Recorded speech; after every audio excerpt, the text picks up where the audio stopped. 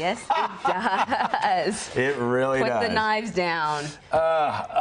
So common ground. Yeah. I think you find common ground. Yeah. I mean, this family was way too civilized for they were television. so sweet to each other. I tried to stir the pot. I did what I could. You did. You tried really hard. You can only do so much to pit family members against each other. But, you know, the mediator did say find common ground.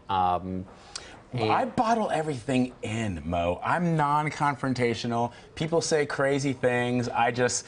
But that's good. That's what you're supposed to do on Thanksgiving. And then drink a little too much. So. Well, alcohol, I think it can help. I mean, unless it gets to be too much. But I'm actually the same way. I think it's interesting to sort of, and perhaps as journalists, we might be more practiced at this, but to kind of detach. Yes. And kind of almost feel like you're taking some sort of bird's eye view of the whole thing. I know that sounds really patronizing, but I think it would work for anyone to do that, and just to kind of let it move through you. Yep. And of course you might learn something by doing that, right? You know what I find is, unfortunately, working in the media, what has become the common ground at family gatherings. Everyone hates the media. Yes, and it doesn't matter who they voted for. So take a bullet, be willing to fall on your sword. Exactly. Just say everyone can throw the food at me. Well, what about finding common ground would be like the Kardashians, you know, like everybody would go like, oh yeah, that would be easy to everybody can rip on them, or but I think politics or religion. My sister will always kick me about stuff like that. She'll be like,